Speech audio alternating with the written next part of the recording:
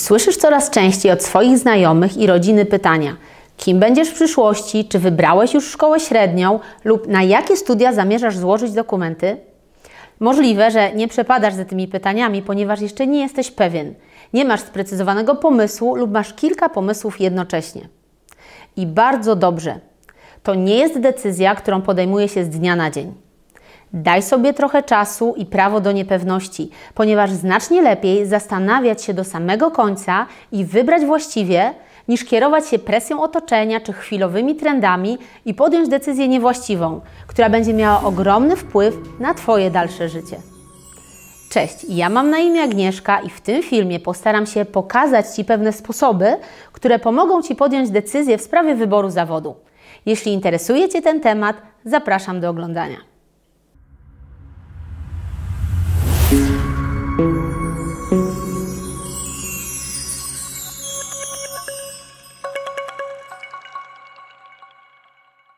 Czy wiesz, ile czasu spędzamy w pracy? Średnio Polacy są aktywni zawodowo prawie 34 lata. Czyli statystycznie mężczyzna w Polsce pracuje 47% swojego życia, a kobieta 42%. Oznacza to, że aktywność związana z pracą stanowić będzie większość Twojego dorosłego życia i jest to kolejny powód, dla którego warto się przyłożyć do wyboru swojego przyszłego zawodu. Jednak z mojego doświadczenia rozmów z młodymi ludźmi wynika, że wciąż wiele osób decyduje się na konkretną szkołę lub studia na zasadzie jakoś to będzie, obym tylko się dostał, a później zobaczymy, pójdę tam, gdzie mój najlepszy kolega czy koleżanka lub złożę papiery na kilka różnych uczelni, zobaczymy, gdzie mnie przyjmą. Czy to jest dobra droga? Niekoniecznie. Aby dobrze wybrać, potrzebna jest odpowiednia ilość czasu i Twojego zaangażowania, tak aby była to decyzja, do której będziesz przekonany. Bo tak ważnej sprawy nie można pozostawić przypadkowi. Wybór zawodu odpowiedniego dla Ciebie może w przyszłości dać Ci bardzo dużo, natomiast praca w zawodzie, którego nie będziesz lubił, może Ci bardzo wiele zabrać. Osoby, które pracują w zawodzie wyuczonym, ale tak naprawdę nie odnajdują się w tym, co robią, tracą możliwość osiągnięcia szczęścia i spełnienia w życiu. Osoby te bardzo rzadko idą z radością do pracy, często także zarabiają mniej niż mogłyby zarabiać na danym stanowisku, gdyby pracowały w zawodzie, który sprawia im radość. Jeżeli wykonujemy pracę tylko dlatego, że przecież gdzieś trzeba pracować i za coś trzeba opłacić rachunki, to wówczas nigdy nie będziemy tak wydajni, jak robiąc coś, do czego mamy wewnętrzną motywację. Poza tym osoby pracujące w nietrafionym zawodzie niestety są relatywnie łatwe do zastąpienia przez innego pracownika. Jeżeli natomiast praca będzie Cię interesowała, to z czasem będziesz się stawał w niej coraz lepszy. Zobacz, jeżeli kierowca ciężarówki uwielbia prowadzenie aut ciężarowych, księgowy, licząc podatki, czuje się jak ryba w wodzie, jeżeli doradca biznesowy odkrył swoją pasję w doradzaniu, jak dobrze prowadzić biznes, jeżeli konstruktor ma w głowie pełno pomysłów, których nie nadąża przelewać na papier, a nauczyciel bardzo lubi pracę z młodzieżą, to wówczas każda z tych osób sama z siebie będzie się chciała rozwijać, nie czekając, aż firma czy instytucja, w której pracuje, zaproponuje jakiś dodatkowy kurs czy szkolenie. Bo wtedy rozwój w pracy zawodowej będzie przyjemnością. Poza tym, jeżeli będziesz pasjonatem tego, co robisz, to dużo łatwiej otrzymasz pracę na wymarzonym stanowisku czy w wymarzonej firmie. Zasadniczo są 3 grupy osób myślących o swoim przyszłym zawodzie. Pierwsza grupa to osoby stojące przed wyborem szkoły średniej. Druga kategoria to młodzież, która wybiera konkretny kierunek studiów, a trzecia grupa to osoby myślące o zmianie zawodu. Jeżeli robimy to, co lubimy, to rodzaj ukończonej szkoły nie musi mieć wpływu na wysokość naszych zarobków. Dużo większym ograniczeniem będzie wykonywanie zawodu, który jest źle do nas dobrany. Mam nadzieję, że wszystko, co do tej pory usłyszałeś, było na tyle zachęcające, że poświęcisz trochę więcej czasu na wybór właściwego zawodu. Przejdźmy do konkretów. Przygotuj kartkę i długopis, bo aby dobrze wybrać zawód, należy odpowiedzieć sobie na kilka bardzo ważnych pytań. Pytanie numer 1. Jakie są Twoje zainteresowania? Co w mroźny, zimowy dzień sprawi, że wstaniesz z łóżka i będziesz to robił? W co lubisz być zaangażowany? Tak szczerze. Czy wiesz, że według Instytutu Gallupa aż 87% pracowników na całym świecie nie jest zaangażowanych w swoją pracę? Czyli tylko 13% pracowników jest zaangażowanych w to, co robi zawodowo. Życzę Ci, abyś w przyszłości należał do tych 13% szczęściarzy. Wypisz Twoje zainteresowania na kartce, może ich być dużo. Zastanów się, co lubisz robić w wolnym czasie, o czym lubisz rozmawiać z kolegami, kto Cię inspiruje. Pomyśl, czy Twoje zainteresowania mają jakiś wspólny element, albo które z nich sprawia Ci najwięcej radości. Pytanie numer 2. W czym jesteś naprawdę dobry? Zwróć uwagę na ważne rozróżnienie.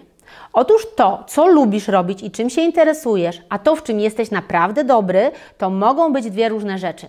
Bo może się zdarzyć, że na przykład lubisz jeździć na rowerze, ale jesteś naprawdę dobry w organizowaniu różnych wydarzeń. Weźmy inny przykład. Załóżmy, że lubisz grać w gry komputerowe, ale wcale nie musisz być dobry w informatyce, tylko w rozwiązywaniu różnych problemów. I gry pokazały Ci, że Twoją mocną stroną jest logiczne myślenie.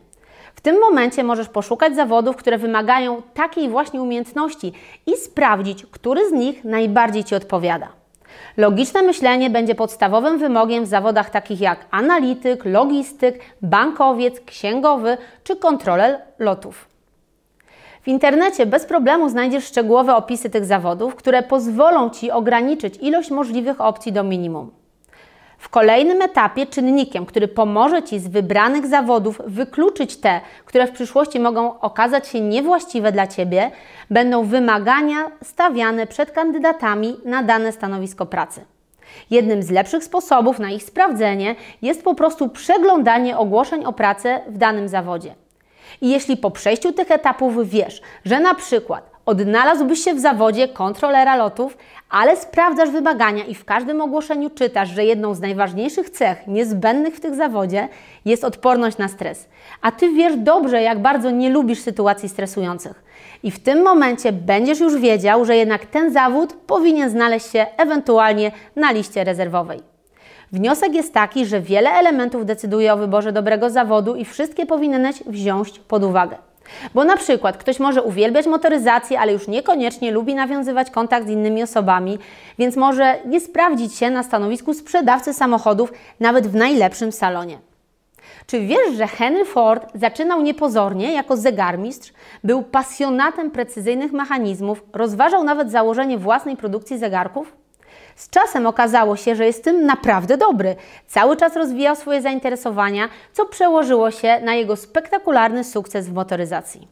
A jeżeli z jakiegoś powodu już nie masz czasu na te wszystkie działania, to najprostszym, a jednocześnie bardzo skutecznym sposobem wyboru zawodu będzie samo przeglądanie wymagań w aktualnych ogłoszeniach o pracę. Ponieważ tam znajdziesz opisy oczekiwań z obecnego rynku pracy. Pytanie trzecie, na które warto sobie odpowiedzieć, brzmi tak. Czy jest coś, co mógłbyś robić nawet za darmo?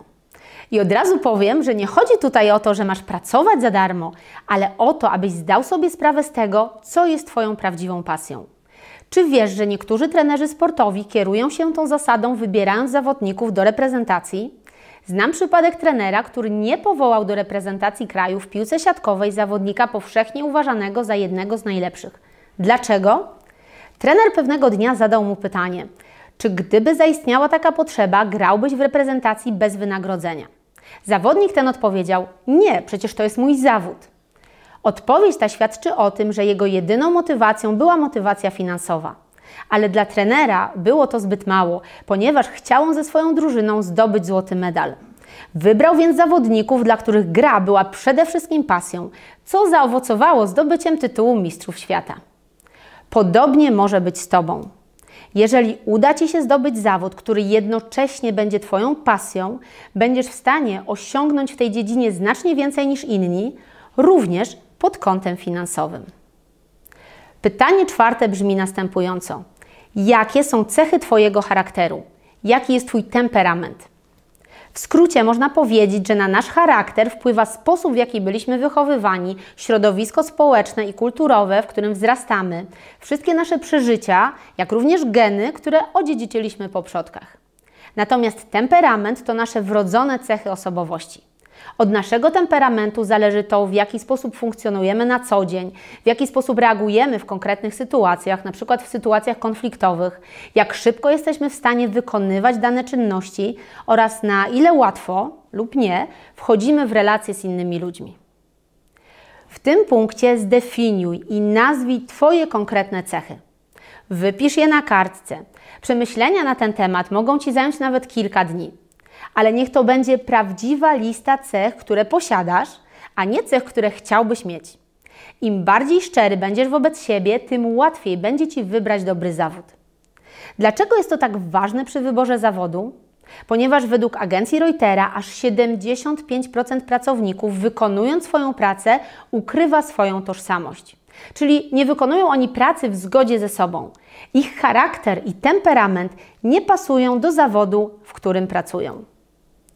Jeżeli już wiesz, jakie są Twoje zainteresowania, w czym jesteś naprawdę dobry, co mógłbyś robić nawet za darmo, to lista Twoich cech charakteru pozwoli Ci jeszcze dokładniej sprecyzować, jaki zawód najbardziej do Ciebie pasuje, a które zawody powinieneś wykluczyć.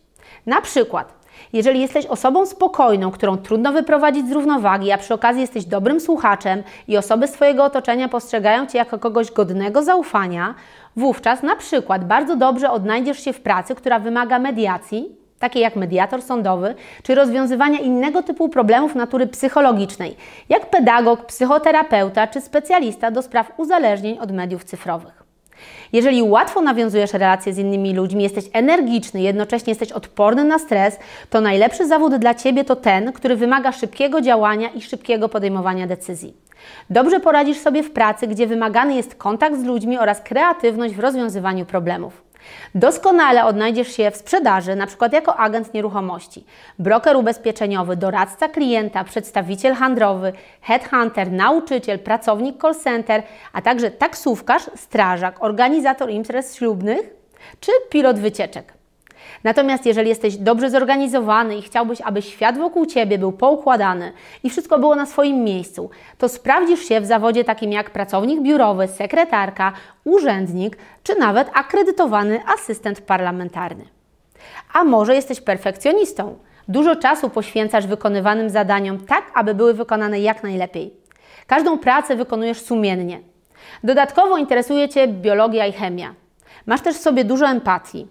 Wtedy przed Tobą do wyboru między innymi zawody takie jak lekarz, anestezjolog, biolog, biotechnolog, farmaceuta, fizjoterapeuta, pielęgniarka, ratownik medyczny, rejestratorka medyczna, asystent osoby niepełnosprawnej, diagnosta laboratoryjny, genetyk, higienistka stomatologiczna, czy jeden z tzw. zawodów przyszłości, czyli inżynier biocybernetyki i inżynierii biomedycznej. Jeśli natomiast na plan pierwszy wysuwają się u Ciebie cechy takie jak wyobraźnia przestrzenna, kreatywność i pomysłowość, dodatkowo jesteś dobry z rysunku, pomyśl o zawodach takich jak architekt, inżynier czy technik architektury krajobrazu. Z kolei zawody takie jak pisarz, malarz czy muzyk, ale także kosmetyczka, kosmetolog, fotograf, muzealnik, choreograf i dekorator wnętrz pasują do osób, które charakteryzuje duża wrażliwość i skłonność do refleksji. Będą to także osoby, które lubią sztukę i mają tak zwaną duszę artysty. Jeżeli natomiast wiesz, że nie lubisz działać pod wpływem impulsu, spontanicznie, tylko każdą decyzję wolisz dokładnie przemyśleć, a ponadto masz umysł analityczny i cechuje Cię logiczne myślenie, to warto rozważyć wykonywanie zawodów takich jak analityk, logistyk, bankowiec, księgowy, ale także dietetyk, naukowiec, prawnik, technolog, optometrysta, zegarmistrz czy wspomniany już kontroler lotów. Jeżeli Twoje zainteresowania, to w czym jesteś naprawdę dobry, to co mógłbyś robić nawet za darmo oraz Twoje cechy charakteru wskazują, że odnalazłbyś się na przykład w branży informatycznej, to również masz do wyboru wiele ciekawych zawodów, takich jak programista, grafik, analityk ruchu na stronach internetowych, analityk trendów rynkowych, specjalista do spraw zarządzania rynkiem cyberbezpieczeństwa, czy jeden z zawodów przyszłości, czyli menadżer do spraw rozwoju sztucznej inteligencji. Przejdźmy do kolejnych przykładów. Jeżeli dość szybko chcesz rozpocząć pracę zawodową, przed Tobą również cała lista zawodów praktycznych, takich jak budowlaniec, dekarz, elektryk, fryzjer, kierowca, maszynista, mechanik, ochroniarz, piekarz, spawacz, kontroler jakości produktów spawanych, cukiernik, elektromonter maszyn i urządzeń, formierz wyrobów z kompozytów polimerowych, kapelusznik, mechanik motocyklowy czy monter konstrukcji stalowych. Jeżeli natomiast interesujesz się językiem polskim lub językami obcymi, lubisz czytać książki i pisać własne teksty, wówczas możesz zostać pisarzem, ale także pracować jako copywriter, czyli autor tekstów i sloganów reklamowych, dziennikarz, redaktor, tłumacz, konferencjer, logopeda, korepetytor czy kulturoznawca. Jeżeli lubisz zwierzęta, to poza weterynarzem możesz zostać także zootechnikiem, dogoterapeutą lub pracować jako groomer, czyli psi fryzjer. A może interesujesz się sportem? Jesteś w tym dobry, mógłbyś to robić nawet za darmo i Twoje cechy pasują do zawodów związanych ze sportem. Wtedy możesz pracować m.in. jako instruktor fitness, sędzia piłkarski, trener personalny czy kierownik klubu sportowego. Jeżeli nie straszna jest Ci praca pod presją, to możesz rozważyć zawody takie jak chirurg, pilot samolotu, detektyw prywatny, funkcjonariusz Straży Granicznej, ratownik górski, makler papierów wartościowych, podoficer sił zbrojnych czy operator urządzeń do produkcji materiałów wybuchowych. Zobacz, ile jest różnorodnych zawodów, a wymieniłam tylko kilka procent z wszystkich profesji, którymi możesz się zajmować w przyszłości. Jeśli chcesz poznać ich więcej, wpisz w wyszukiwarce hasło opisy zawodów, a znajdziesz naprawdę dużo oryginalnych możliwości. Co jakiś czas na kanale naszej fundacji będą pojawiały się krótkie filmy opisujące różne ciekawe profesje. Jeżeli wybierzesz już zawód lub kilka zawodów, które Cię interesują, to w tym miejscu należy odpowiedzieć sobie na jeszcze jedno ważne pytanie. Czy wiesz, na czym konkretnie polega praca w wybranym przez Ciebie zawodzie? Aby dobrze wybrać zawód, należy rozeznać możliwie dokładnie, na czym konkretnie będzie polegała Twoja praca w przyszłości. Część przedmiotów w szkole czy na studiach to przedmioty ogólnorozwojowe. A nawet przedmioty zawodowe nie zawsze odzwierciedlają to, jakie czynności będziesz wykonywał na co dzień w ramach Twojej przyszłej pracy. Poza tym warto zwrócić uwagę, że każdy zawód ma swoje wady i zalety. Na przykład lekarz to zawód, który najczęściej wiąże się z wysokimi zarobkami, prestiżem i wieloma możliwościami rozwoju. Zawód ten ma jasno określoną misję, którą jest pomoc chorym w odzyskiwaniu zdrowia, jak również w wielu przypadkach ratowanie ich życia. Z drugiej strony jest to praca pod presją wielu oczekiwań pacjenta i jego rodziny. Praca w wielu momentach bardzo stresująca, np. podczas przeprowadzania operacji oraz praca wymagająca czasami aktywności na nocnej zmianie. I podobnie jest z każdym innym zawodem. Będzie on miał swoje wady i zalety.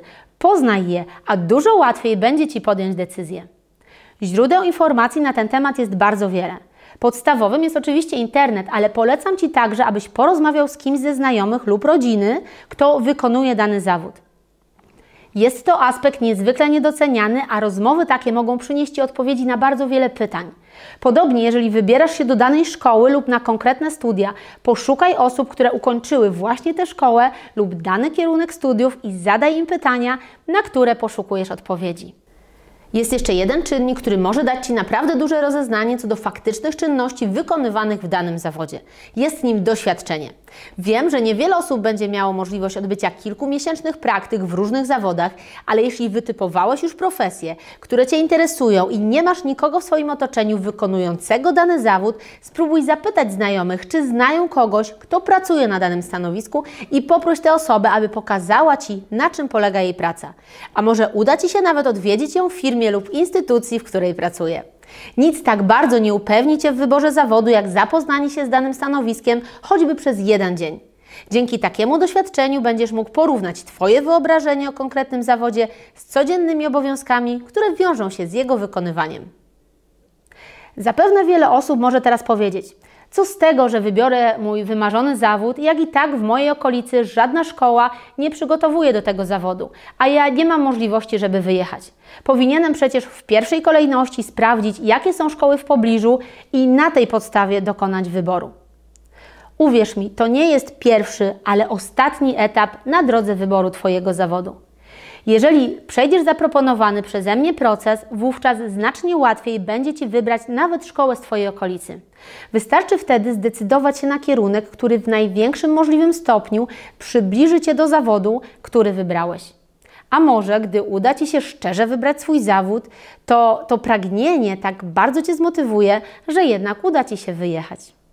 Osobiście znam przypadek, gdy młody człowiek cały czas rozważał studia zaoczne z zakresu, którym się nie interesował, tylko dlatego, że to były jedyne dostępne studia w pobliżu.